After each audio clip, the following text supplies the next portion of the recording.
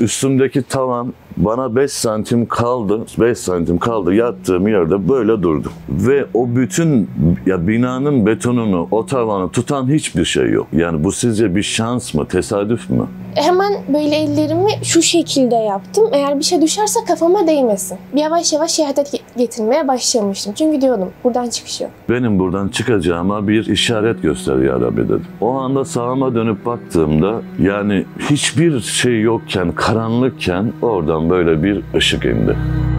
Sanki böyle bir şey gibi, yansıma gibi bir şey. Yani onu gördüm, Rabbim dedim, tamam dedim, kalbim dedim mutmain oldu. Ben buradan çıkacağım. Ben orada tek değildim. Bunu çok iyi biliyorum. Benim öz annem dediğim halam vardı. Biz onu 4 sene önce kaybetmiştik. Beni o duvarın altından çeken oydu. Yani eminim oydu. Başka türlü çünkü babaannem beni o duvarın altından sıkışmış şekilde çekemezdi. Zaten kendisi eğik bir şekilde duruyordu. Çaresiz bir şekilde kalmama rağmen sadece la ilahe illallah dedim. Tam böyle bir kıyamet ortamı, yardım edin sesleri, ölenler ve o gün hiç sabah olmadı. Saat 8 oldu, 8:30 oldu ama güneş doğmadı. Aslında bizim için ne kadar da önemliymiş sabahın olması. İlk önce Kur'an-ı Kerim dışarıya çıktı. Ahmet nerede? Dedi Ahmet gelecek, arkasından gelecek. Yer altında kalmaya devam edin.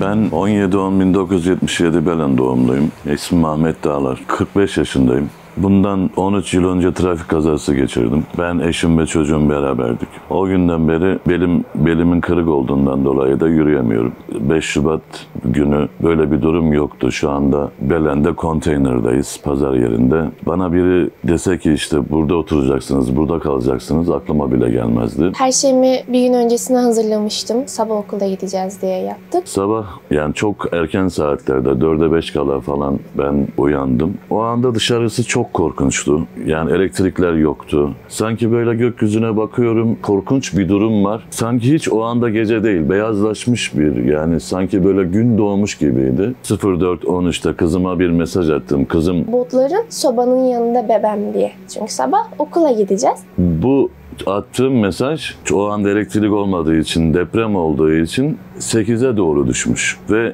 yani o anda kızım yani 3-4 saat enkazda kaldıktan sonra mesela düşüncesi ne olabilir? O mesaj geliyor ama baban enkaz altında.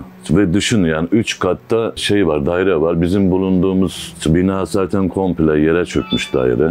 İlk uyandım, herhalde tekrardan vuracak diye düşündüm. Sonradan tekrar vurmaya başladı. Ben hemen ayağa kalktım, kapıya doğru yöneldim. Telefonumu aldım. İşte çökerse arayabileceğim ya da ulaşabilecek bir elimde bir şey olsun diye. Çok korkmuştum ben. Çok sallanmaya başlamıştı. Böyle bir bebeği uyutmak için beşiği sallarız ama o sallantı bizi uyandırmıştı. Ben direkt babamın yanına gitmek istedim. Her zaman korktuğumda küçüklüğümden beri babamın yanına giderim zaten. Daha sonra gidemedim ben. Daha çok sallanmaya başladı. İlk önce durur gibi oldu ve daha sonra hızlandı. Kapı kapandı, kitaplık düştü ve daha sonra dolap düştü. Ve içeride mutfaktan kırılan sesler, o çok böyle bir sesle geldi zaten. Ben hemen geri yattım yatağıma. Çünkü belliydi, ev yıkılacaktı. O duvarların yıkılması, o duvarın, sobanın, ondan sonra dolabın önüme düşmesi.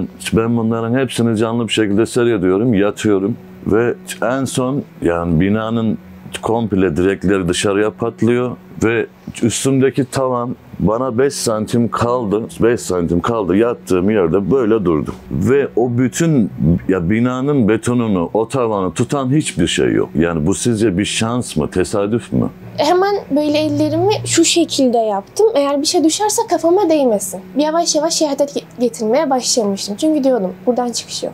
Buradan yani öldük. Babaannem bağırıyordu Allah la ilahe illallah diye. Daha sonra birkaç saniye sonra benim üstüme duvar düştü. Üstümde bir ağırlık hissediyordum ve nefes alamaz oldum. Nasıl çıkacağım, ne yapacağım diye çok korkuyordum ve sadece sol elimle sol ayağımı ben zorla çıkarmıştım ve ben sıkışmıştım. Duvarın üstüne bir de tavan indi. Tüm o sesler, o yaşananlar çok zordu ve babaannemden hala ses geliyordu. Benim tek dediğim şey babaydı. Yani aklıma kızımla annem geldi. Çok çağırdım çünkü. İlk 3 saat onların seslerini duymadım. Yani onları kaybettiğimi düşündüm. Ben orada tek değildim. Bunu çok iyi biliyorum. Benim öz annem dediğim halam vardı. Biz onu 4 sene önce kaybetmiştik. Beni o duvarın altından çeken oydu. Yani eminim oydu. Başka türlü, çünkü babaannem beni o duvarın altından sıkışmış bir şekilde çekemezdi. Zaten kendisi eğik bir şekilde duruyordu. Çekmesi çok zordu. Ama ben orada hislerimle tek değildim ve beni çeken kişi de halamdı. Yani orada ben halamı hissediyordum zaten. Küçükten beri de beni hiç yalnız bırakmaz. Yani çıktım, ben kapı falan duruyor sanıyordum ama ev yıkılmıştı. Yani diyordum, nasıl çıkacağız? Allah'ım. Ben zaten küçüklükten beri bu aşıyı almıştım. Allah'tan başka kimse yok, ne olursa olsun. Çaresiz bir şekilde kalmama rağmen sadece la ilahe illallah dedim. Daha çok sallanıyordu. Ev yıkılmıştı ama deprem hala devam ediyordu ve ben yani diyordum, dua ediyordum. Allah'ım artık lütfen her şey dursun. Yani ben çok korkmuştum. Titremelerim başlamıştı. Daha sonra telefon çekmiyor ve baba diyordum. Ya babam nerede? Babadan ses alamıyordum. Baba dedi, ben sadece kızım dediğimi hatırlıyorum, nefes alamıyorum dedim. Yani onu da üzmek istemiyordum orada tabii ki. Daha zor şartlardaydım çünkü. Yani o da ağlıyormuş ama bana hissettirmiyor. Dedim kızım sen iyisin dedim. Babaannen nerede? Yani annemi biliyorum. Kendi kendini parçalar, bana bir şekilde sesini duyuruyor. Ama duymuyorum. Yani her gelen kişiyi biliyorum. Yani araba geliyor, kimin indiğini de biliyorum. Kimin seslendiğini de biliyorum. Ama annem ortada yok. Yani o anda da düşündüm. Herhalde dedim annemi kaybettik. O anda işte Ahmet'imi düşünüyorum. Ahmet'im acaba ne oldu? Biz orada enkazdayız. Acaba Ahmet'im ne durumda? Yani o anda da isyan etmedim. Belki ben de öleceğim dedim. Ben bundan 3 gün önce de zaten öğlen namazını ağlayarak kılmıştım. Yani sonradan bana niye ağlıyorsun, ne oldu deyince anne ben öleceğim demiştim. Yani hiçbir şey yoktu ortada. Bir anda bu. Ben sizi dedim dışarıda dedim ayağınızda terlik olmadan görüyorum dedim. Sahipsiz kaldığınızı dedim düşünüyorum. Ona yanıyorum, benim öldüğüme değil dedim. Daha sonra benim aklıma babamın 3 gün önce söyledi ve öğle namazında ağladığı aklıma geldi. İşte ben sizi sahipsiz görüyorum. İşte daha düzgün bir eve çıkarsınız. 2. 3. kat olur falan diye bunları söylüyordu. Ya diyordum Allah'ım ayan etmiş olabilirsin ama onu benden alma. Enkaz altında bunu düşündüm. Allah'a sığındım. Daha sonra babaannemin telefonu çekti ve biz amcamgili aradık. Bestami yetiş, biz enkaz altında kaldık. Onlar yavrular bağırarak geldi. Kimi babaanne diyor, kimi anne diyor. Geldiler. Bizi çıkardılar oradan. Orada pencere inmiş sanki, nasıl desem. Şu kadar bir açıklık var orada. Yani buradan daha ingin. Orada bir komodin vardı. Cam kırılmıştı. Pencere çökmüştü. Yani şöyle bir mesafe vardı. O komodini dışarı gitsem oradan kapı açılacak yani. O can haddinden komodine bir tepek atmışım. Komodin dışarı gitmiş. Bizi oradan aldılar. Zaten biz hiçbir şey alamadık. Ayağımda çorap bile yoktu benim. Çıktık. Abim direkt beni arabaya götürdü ve ben ev duruyor falan sanıyordum. Yani ön taraf duruyordur, babam çıkmıştır belki de. Ümidim o yöndeydi ve o yönde dua edip duruyordum. Eve dönüp bir baktığımda çok korkunç bir haldeydi. Yani ne yapacaktım, kimi arayacaktım bilmiyordum ve sadece Allah'a sığındım. Çünkü biliyordum o yardım eder. O merhametsiz değil. Yani o andan sonra başım bu şekildeyim. Şöyle dönsem burnuma tavan değiyor. Ve benim bulunduğum yatakta bu cam patlıyor, cam aşağı kadar çöküyor. Cam kırıkları yan tarafımda duruyor. Benim yatağımda hiçbir şey yok. Bir taş parçası dahi yok. Yani o andan sonra zaten hiçbir şey görükmüyordu. Göz gözü görmüyordu. Çok böyle karanlıktı. Dedim Allah'ım tamam artık buraya kadardı. Çünkü binanın üstüme çöktüğünü biliyorum. Benim buradan kurtulma şansım yok. Allah'ım dedim her şeyimi al. Elimdeki her şey gitsin ama babamı benden alma. Hatta de söyledim. Ya bunu söylüyorum ama bunu şart olarak anlama. Yani şart olarak demiyorum bunu. Gerçekten istiyorum. Çünkü öyle bir şey ki benim hayatta babamdan başka hiç kimsem yok. Her şeyim gitsin ama o gitmesin diye ben dua ediyordum. Belli bir zaman geçtikten sonra benim üstadım, mürşidim bana ölüm anında sağında solunda melekler olacak demişti ve bakıyorum etrafıma bir şey yok. Ve o an dedim ki Rabbim sen şu anda benimlesin. Şu anda enkazda kalanların hepsinin yanındasın. Ben bunu fark ediyor ve biliyorum. Benim eğer ecelimse dedim ecelimse dedim la ilahe illallah. Ben kendimi sana teslim ettim. Herkes ümidi kesmişti, işte herkes Ahmet gitti, Allah kızına, annesine sabır versin deyip duruyorlardı. O anda düşünüyorum, acaba diyorum burası canlı bir kabir. Yani ben diyorum, bana şimdi melekler soracak, Rabbin kim? Tamam, ben şu andaki kendi aklımla diyorum Allah diyeceğim. Peki diyorum ya nefsim dersen? Yani bütün hayatım önümden geçiyor. Allah mesela yapma dedi, çoğu şeyleri yaptık. Yani onların diyorum hesabını nasıl vereceğim? Yani üstümde 2 kat daire var, tavan burnumun üstünde. Yani o tabloya gelip de beko zorladığı zaman ben altta sıkışacağım zaten. Yani oradan kurtuluş yoktu. Bana hayatım boyunca 17 yaşındayım ama 2. defa babam öldü, ümidimiz yok dendi. Ama ben her ikisinde de umudumu kaybetmedim. Dedim Allah'ım bu benim ecelimse ben kendimi sana teslim ediyorum ya Rabbi. Yok benim ecelim değilse dedim eğer. Burası çok önemli. Dedim kalbimin de mutmain olmasını istiyorum. Bana dedim Allah'ım yani bir şey göster yani benim buradan çıkacağıma bir işaret göster ya Rabbi dedim. O anda sağıma dönüp baktığımda benim bulunduğum odanın sobanın üst tarafına denk geliyor. Yani hiçbir şey yokken, karanlıkken oradan böyle bir ışık indi. Ama bu ışık bu dünyadaki gördüğümüz ışıklardan değil. Bu sanki böyle bir şey gibi, yansıma gibi bir şey. Yani onu gördüm, Rabbim dedim, tamam dedim, kalbim dedim mutmain oldu. Ben buradan çıkacağım. Daha sonra biz babamdan ses aldık ve diyordum yani Allah'ım sen çok büyüksün. Yani anladın. Hatta teşekkür de etmiştim ben o sırada. Ben karanlıktan çok korkarım ve yağmur yağıyordu, sallantılar devam ediyordu. Babam çıkana kadar ben oradan ayrılmadım. Çünkü herkes yani güvenli yere gidelim, işte sabah olsun, öyle gelelim, öyle çıkarmaya çalışalım ama ben dedim yani gidin ama ben burada kalacağım. Çünkü tek değildim ben. Bunda emindim yani. Daha sonra ve o gün kıyamet gibiydi. Babam hep bana anlatırdı kıyameti, işte mahşer anını, cennet, cehennem. Bunların hepsini biz konuşurduk babamla. Biz onunla normal şeyleri konuşmayız zaten. O gün anlattığı şeyleri yaşadım. Tam böyle bir kıyamet ortamı, yardım edin sesleri, ölenler ve o gün hiç sabah olmadı. Saat 8 oldu, 8:30 oldu ama o güneş doğmadı. Aslında bizim için ne kadar da önemliymiş sabahın olması. Ve yani gün oluyor, saatler geçiyor, öğlen oluyor, öğlenden sonra oluyor ama ben hiçbir güneş, hiçbir ışık görmüyorum. Sesler geliyor, yani sesleri net anlıyorum, duyuyorum ama ya benim sesim gitmiyor oraya. Çünkü çok aşağıda. En son askerlerin geldiğini, polislerin geldiğini, araba seslerini falan duyuyorum. İşte diyorum birileri geldi diyorum, kurtaracaklar. Çünkü Allah bana diyorum yani bu işareti gösterdi. Benim yani kulumdan bir şey beklediğim yok. Allah beni buradan bir şekilde çıkartacak ki yani Allah yani eğer benim canımı almak isteseydi bu tavan beni pres ederdi. Depremden önceki günlerde namaza başlamıştım. Secdede şöyle dua ediyordum. Babam hep derdi, secde Allah'a en yakın olduğuna. Yani orada küçük küçük de olsa böyle dualar edebilirsin diyordu. Ve ben orada hep işte önce babam ayağa kalksın, işte hayatımız bir düzene girsin ve ben her şey daha güzel olsun diye dua ediyordum son günlerde ve ben böyle dua etmem. Hep dualarımda şey vardır. Bir an önce babam ayağa kalksın. Gerisi bir şekilde hallolur zaten. Ama o son 3-4 günde sürekli işte her şey düzelsin, bu evden gidelim, işte farklı bir hayatımız olsun, babam ayağa kalksın gibi küçük küçük dualar etmeye başlamıştım. Belki de Allah bu duamı kabul edip bu deprem sonrasında belki de hayatımızı daha düzgün bir şekilde hale getirecek. Belki de benim duamı kabul etti. Hem babamı oradan çıkardı hem de ayağa kalkması için daha fazla yol gösterdi. Bakıyorlar böyle ikinci katın benim üstümde duran tavanı bakıyorlar, tespit ediyorlar. Diyor ki işte burada bu adam. Bizim burayı açmamız gerekiyor balyozla. Yani o anda yeğenlerim Suat geliyor, Şükrü geliyor, ablam Gamze geliyor, Berna geliyor, Ahmet bağırıyorlar, ağlıyorlar. Ben onları duyuyorum. Yani sesim de gitmiyor ya. Diyorum ki yani üzülmeyin. Yani onu da söyleyemiyorum. Üzülmeyin. Allah bana işareti gösterdi. Ben buradan çıkacağım. Ama o an onu söyleyemiyorsun. Onlara duyuramıyorsun. Evin yanına vardığımızda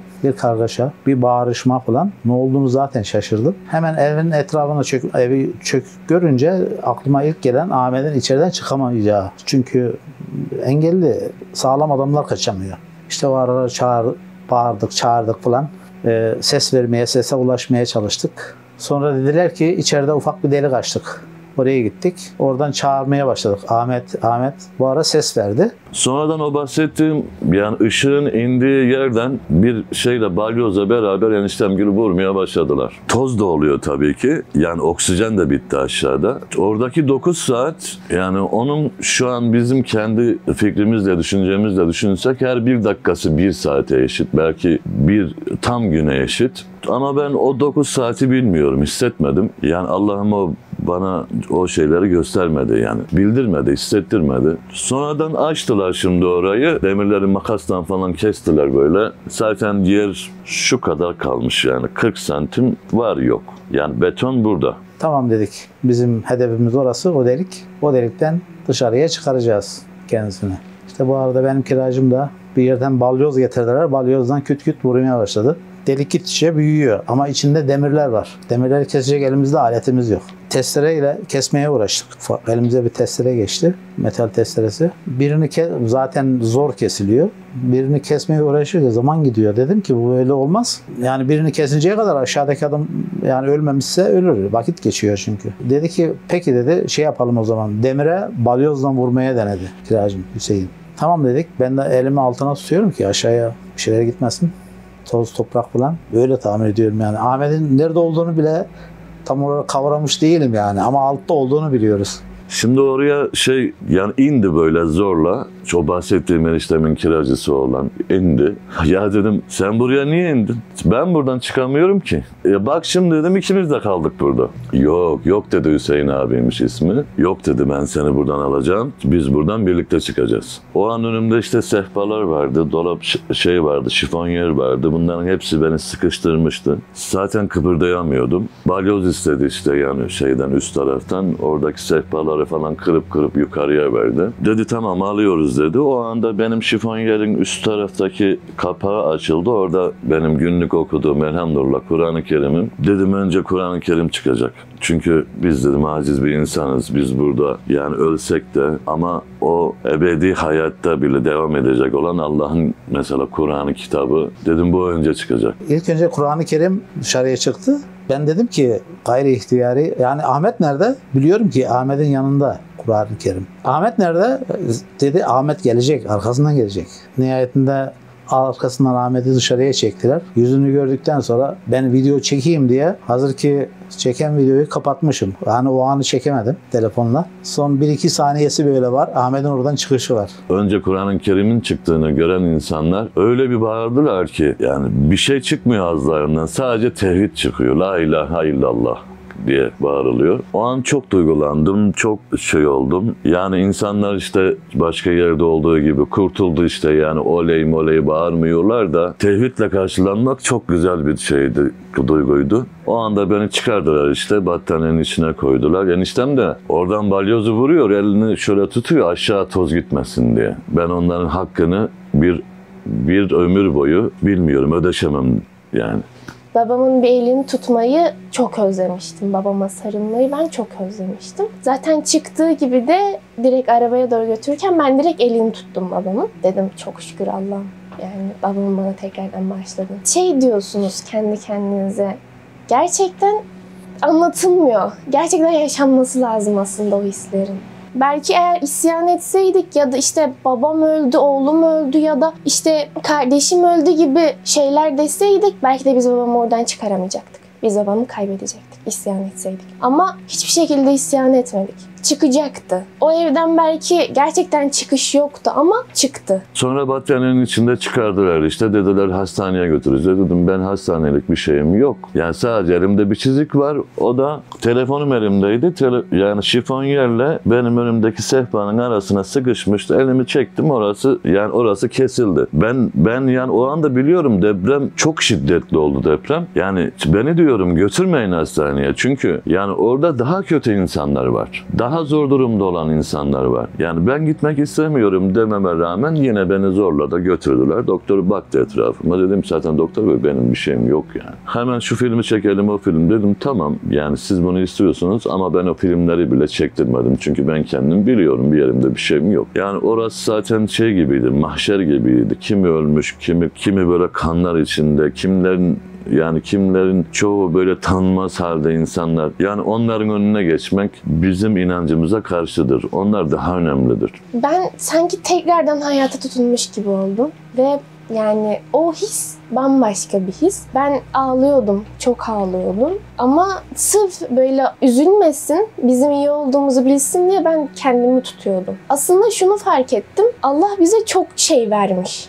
Yan yana olmak bile bize bir lütuf. Yani bunu da öğrenmiş olduk. Ben 9 saat boyunca babamın bir elini tutmayı çok özlemiştim. Babama sarılmayı ben çok özlemiştim. Bana bu canı veren Rabbim dedim. Ben Allah'tan ümidi kesmedim. Yani son dakikasına kadar da kesmedim. Allah'a şükür ki zaten o işaretleri gösterdi. Yani o bir can parçası bile beni yani o anda öldürebilirdi aslında. Bu saatten sonra da aldığımız büyük bir ders, büyük bir ibret. Bundan sonra da tevhid inancıyla beraber yani bu hayatı son nefese kadar devam edeceğiz. Yani 6 Şubat öncesi format atıldı. Yani bize Allah bir şans daha verdi.